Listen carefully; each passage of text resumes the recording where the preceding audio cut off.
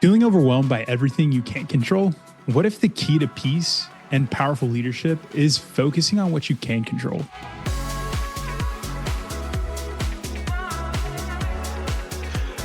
I'll be honest with you, I'm a recovering control freak. For a long time, I wanted to control everything around me.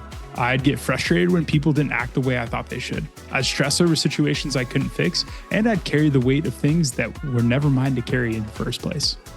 It took several long, honest conversations with a mentor to help me see the truth. I'm limited. I can't control other people's actions, their thoughts, or their impressions of me. And the more I tried, the more frustrated I became.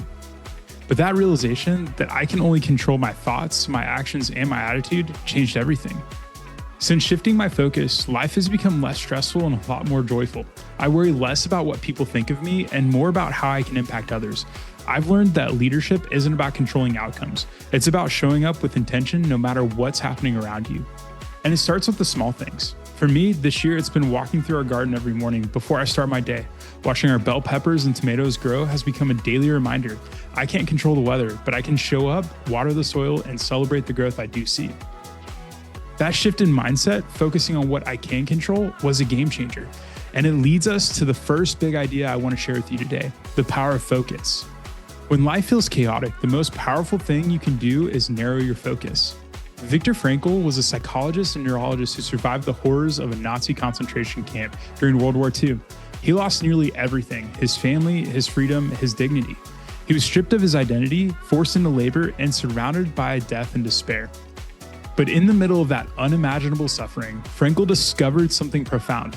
While he couldn't control his circumstances, he could control his response to them. He wrote, "Everything can be taken from a man, but one thing, the last of the human freedoms, to choose one's attitude in any given set of circumstances." See, Frankl chose to focus on what he could control: his mindset, his inner life, and his sense of purpose. He began to find meaning in small moments, comforting a fellow prisoner, imagining his wife's face, or mentally preparing lectures he hoped to give one day if he survived. That mindset didn't just help him endure, it helped him lead. He became a source of strength for others, not because he had power, but because he had perspective. Focusing on what you can control doesn't make the chaos disappear, but it gives you power in the middle of it. It grounds you, it gives you clarity, and in leadership, that kind of focus is everything.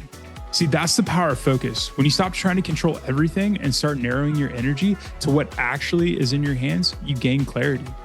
But here's the thing, clarity alone isn't enough.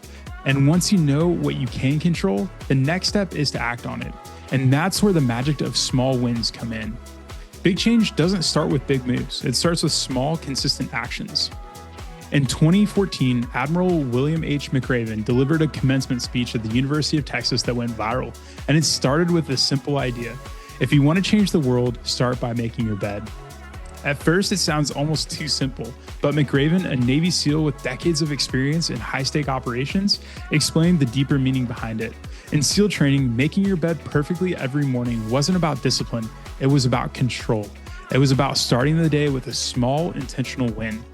No matter how chaotic the day became, no matter how many things went wrong, he could come home to a bed that was made. A small act of order in the middle of disorder, a reminder that he still had agency even when everything else felt out of his control. That one small action created momentum. It set the tone. It reminded him that progress doesn't always come from big, dramatic moves, but from consistent, intentional choices. See, when everything feels out of control, start small. Control your morning, control your attitude, control your effort. Small wins create big shifts. It's that we're not powerless, even in the middle of chaos. But here's the catch. Even when we're doing all the right things, focusing, acting, building habits, there will still be things we can't control. And if we're not careful, we'll waste our energy trying to manage what was never ours to carry in the first place. And that's why the next step is just as important, learning to let go of what you can't control. See, there's freedom in surrendering what was never yours to manage. You've probably heard of the Serenity Prayer before. It goes a little bit like this. God, grant me the serenity to accept the things that I cannot change, courage to change the things that I can, and wisdom to know the difference. It is often quoted in recovery circles, printed on coffee mugs, and tucked into journals. But it's more than a comforting phrase, it's a leadership principle. Because here's the truth, we spend so much of our energy trying to control the things that are completely outside of our reach. We try to manage people's opinions of us. We obsess over the outcomes we can't guarantee. And we stress about timing decisions and disruptions that are far beyond our influence.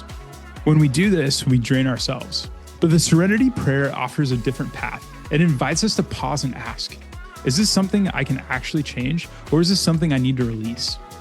That kind of clarity is powerful.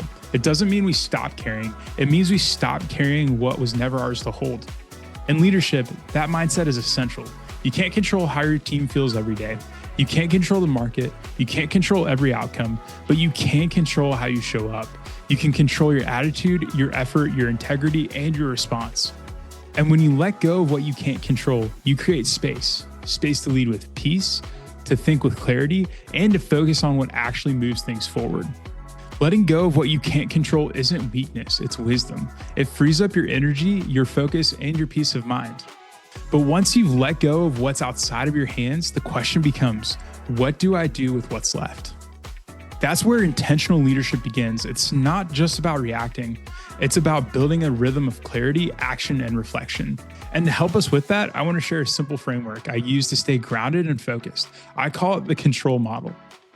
So C stands for clarify your priorities, what really matters, and what's in your hands. The O stands for organize your actions, break it down, make it doable. The N stands for nurture your mindset, protect your thoughts, and feed your focus. The T stands for take small steps, progress over perfection. And R stands for reflect and adjust, stay flexible, and learn as you go. The O stands for overcome obstacles, expect resistance, and keep moving. And the L stands for let go of the rest, release what you can't control, and rest in that freedom. So this week, identify one area where you feel overwhelmed.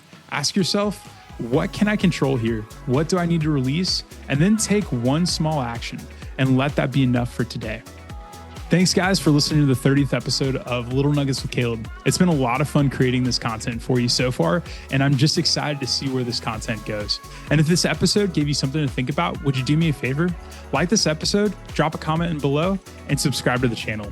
We're building a space for real leaders to grow, and I'd love for you to be a part of it. And thanks for listening. I'll see you guys next week. Peace.